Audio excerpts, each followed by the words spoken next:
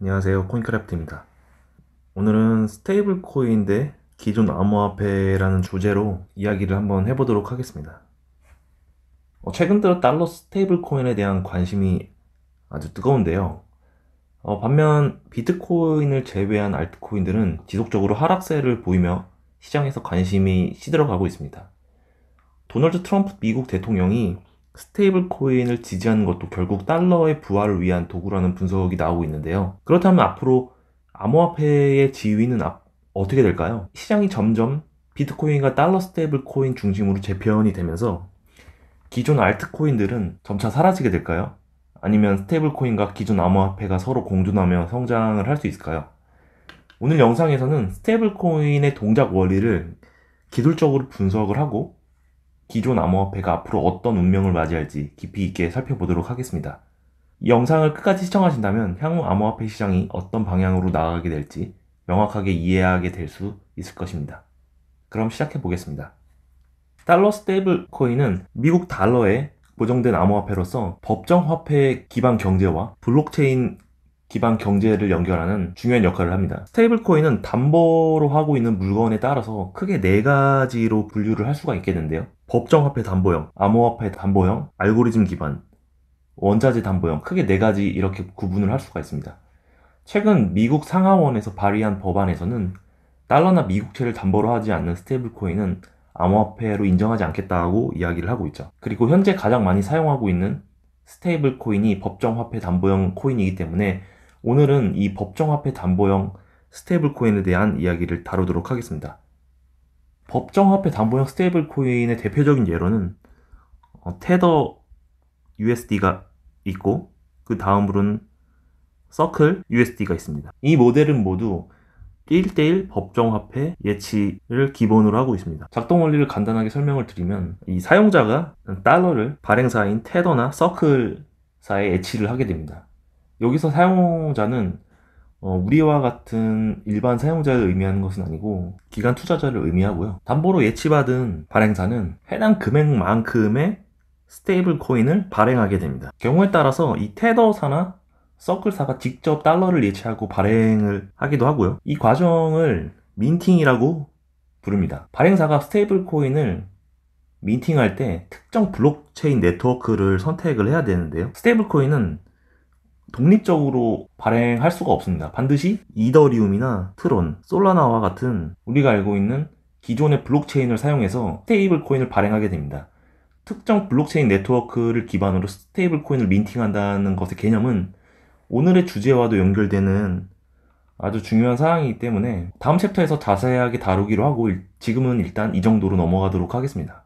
발행사는 특정 블록체인에서 다음과 같이 스테이블 코인을 민팅하여 사용자의 지갑으로 전송을 하게 됩니다. 이때 해당 금액과 동일한 수량의 스테이블 코인을 보내게 되는데요. 예를 들어 사용자가 $1000를 예치를 했다면 1000개의 USD 테더가 발행이 되는 것입니다. 이렇게 사용자는 발급받은 스테이블 코인을 암호화폐 거래소나 디파이, P2P 거래 등에 사용하게 되는 것입니다. 즉 우리가 거래소에서 구매하고 있는 스테이블 코인은 이렇게 발행된 것이라고 할 수 있습니다.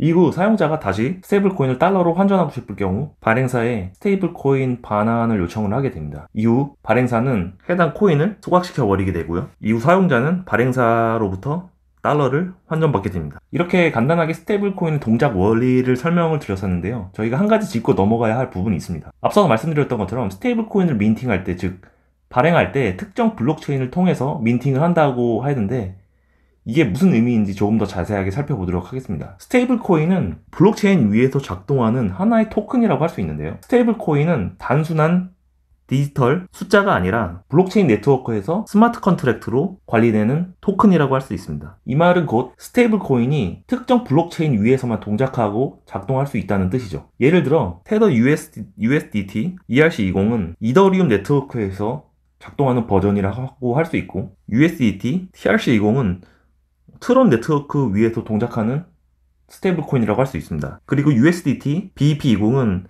바이낸스 스마트 체인, 즉 바이낸스 네트워크에 동작하는 스테이블 코인이라고 할 수 있습니다. 이처럼 같은 USDT라고 하더라도 어떤 블록체인 네트워크에서 민팅되었는지에 따라 서로 다른 버전이 존재하게 되는 거죠. 다시 한번 설명드리면 스테이블 코인은 해당 블록체인의 스마트 컨트랙트라는 기술을 활용하여 발행이 되는 구조라고 할 수 있고, 다른 블록체인 네트워크의 인프라를 빌려서 운영되는 구조라고 할 수 있습니다. 그렇다면 왜 이렇게 스테이블 코인이 특정 블록체인 위에서 발행되는 걸까요? 그 이유는 바로 각 블록체인의 특성이 서로 다르기 때문인데요. 예를 들어 이더리움의 네트워크는 가장 보편적인 네트워크로서 높은 보안성을 유지하기 때문에 디파이나 NFT를 발행하는 데 있어서 가장 적합하다고 할 수 있습니다. 그렇기 위해서 테더 USD를 디파이나 NFT에서 활용하기 위해서는 이런 식으로 이더리움 기반으로 발행을 할 수가 있고요. 그리고 트론 네트워크 같은 경우는 빠른 전송 속도와 낮은 수수료를 자랑하기 때문에 글로벌 송금이나 P2P 거래 용도로서 사용이 됩니다. 그리고 바이낸스 스마트 체인은 아시는 것처럼 바이낸스 기반으로 공작되는 네트워크이기 때문에 저렴한 수수료와 다양한 바이낸스 생태계와 연동이 되기 때문에 디파이나 게임을 사용할 때 사용이 되는 스테이블 코인이라고 할 수 있습니다. 이런 식으로 각각의 블록체인의 특성이 다르기 때문에 특정 블록체인을 선택해서 스테이블 코인이 발행이 된다고 할 수가 있습니다. 스테이블 코인은 단순한 디지털 자산이 아니라 특정 블록체인의 기술을 기반으로 작동하는 토큰이라고 할 수 있고요. 스테이블 코인은 해당 블록체인의 스마트 컨트랙트 규칙을 따라야 합니다. 그리고 블록체인 네트워크에 있는 네이티브 코인, 이더나 트론, 솔라나와 같은 코인은 해당 네트워크의 동작을 위한 가스비로 사용이 됩니다. 즉 우리가 거래소에서 스테이블 코인을 사고 팔 때는 이러한 과정을 직접 경험하지 못하지만 모든 스테이블 코인은 특정 블록체인 위에서 움직이고 있으며 블록체인의 기술을 기반으로 운영된다라는 점을 이해하는 것이 중요합니다. 이제 스테이블 코인이 블록체인 위에서 작동하는 원리를 이해했다면 한 가지 더 궁금한 점이 생길 수가 있는데요. 그렇다면 이렇게 강력한 스테이블 코인의 등장으로 인해서 기존 암호화폐, 즉 비트코인이나 이더리움은 어떻게 되는 걸까요? 이 부분에 대해서 자세히 살펴보겠습니다. 먼저 기존 암호화폐와 스테이블 코인이 본질적으로 어떤 차이가 있는지를 비교해 보겠습니다. 비트코인이나 이더리움 같은 암호화폐는 자체적인 저장수단 또는 탈중앙화 시스템이 기반이 되는 자산이라고 할 수 있는데요. 무엇보다 비트코인은 디지털 금, 가치 저장 수단으로서 이미 자리를 잡았죠.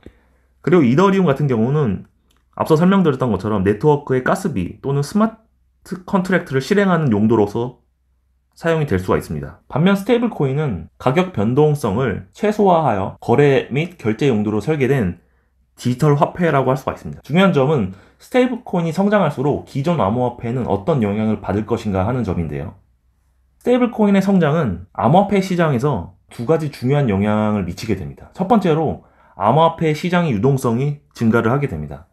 과거에는 암호화폐를 거래하기 위해서는 달러나 원화 같은 법정 화폐를 사용해야 했지만 이제는 테더 USD나 서클 USD와 같은 스테이블 코인을 이용해 암호화폐를 쉽게 사고 팔 수가 있습니다. 즉 스테이블 코인은 비트코인이나 이더리움 같은 기존의 암호화폐 거래를 더 활발하게 만들어주고 시장의 유동성을 증가시켜주는 역할을 합니다. 따라서 결국 스테이블 코인이 디지털 달러로 자리 잡을 가능성이 상당히 증가하게 되는 것이고요. 하지만 여기서 중요한 문제가 하나 있는데요. 비트코인과 이더리움이 원래 목표로 하던 것 중 하나는 실제 결제 시스템에서 사용하는 것이었습니다. 그러나 현실적으로 스테이블 코인이 등장을 하게 되면서 사람들이 비트코인이나 이더리움을 결제용으로 사용하지 않고 스테이블 코인을 더 결제용으로 사용하게 되겠죠. 아무래도 비트코인과 이더리움은 가격 변동성이 크기 때문에 결제 기반으로서는 불안정하다는 얘기가 많이 있죠. 반면 스테이블 코인은 1USDT에 1달러를 보증을 해주기 때문에 훨씬 더 안정적으로 사용할 수가 있는 것이죠. 결국 비트코인과 이더리움은 화폐로서의 역할을 잃고 투자 상품이나 가치 저장, 플랫폼으로만 사용되는 경향이 강해지고 있습니다. 그러면 이더리움 같은 블록체인은 앞으로 어떻게 될까요? 스테이블 코인이 모든 거래에 사용된다면 이더리움 같은 암호화폐는 점점 필요가 없어지는 걸까요?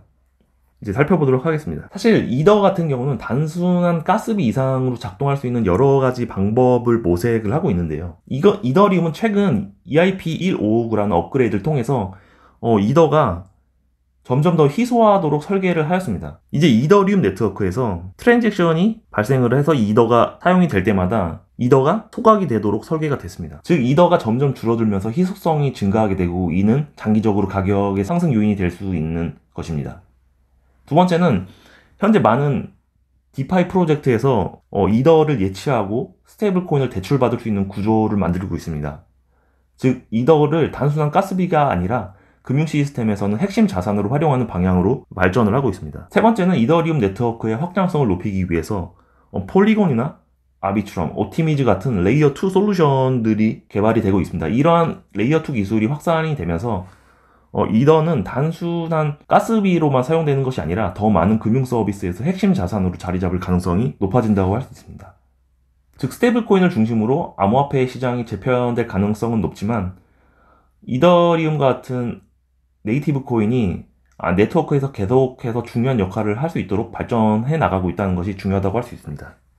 이제 결론을 정리해 보겠는데요. 스테이블 코인은 거래, 결제, 송금 같은 실생활 결제에서 핵심적인 역할을 하게 될 가능성이 상당히 높습니다. 즉, 암호화폐 시장은 앞으로 달러 스테이블 코인을 중심으로 재편될 가능성이 높습니다. 두 번째로 이더리움이나 비트코인 같은 기존의 암호화폐는 여전히 가치 저장, 금융 시스템으로서의 자산으로 사용될 가능성이 상당히 높습니다. 세 번째로 이더 같은 암호화폐는 단순한 가스비가 아니라 디파이나 레이어 2 생태계에서 중요한 금융 자산으로 활용이 될 것입니다. 즉 스테이블 코인이 대세가 된다고 하더라도 기존의 암호화폐는 사라지는 것은 아니고요. 대신 각자의 역할이 분리가 되면서 공존하는 형태로 발전할 가능성이 큽니다. 우리는 지금 스테이블 코인의 급격한 성장과 기존 암호화폐의 역할 변화가 진행되는 그러한 전환점에 서 있다고 할 수 있고요. 앞으로 스테이블 코인이 암호화폐 시장을 어떻게 바꿔나갈지, 그리고 기존의 암호화폐는 어떻게 적응을 해야 할지 더욱 주목을 해야 합니다. 여러분은 어떻게 생각하시나요? 스테이블 코인이 점점 더 강력해진다면 비트코인과 이더리움과 같은 기존의 암호화폐는 어떤 운명을 맞이할 것 같나요? 여러분의 생각을 댓글로 남겨주시고 영상이 유익했다면 좋아요, 구독 부탁드리겠습니다. 그럼 다음 영상에서 더 유익한 영상으로 찾아뵙도록 하겠습니다. 감사합니다.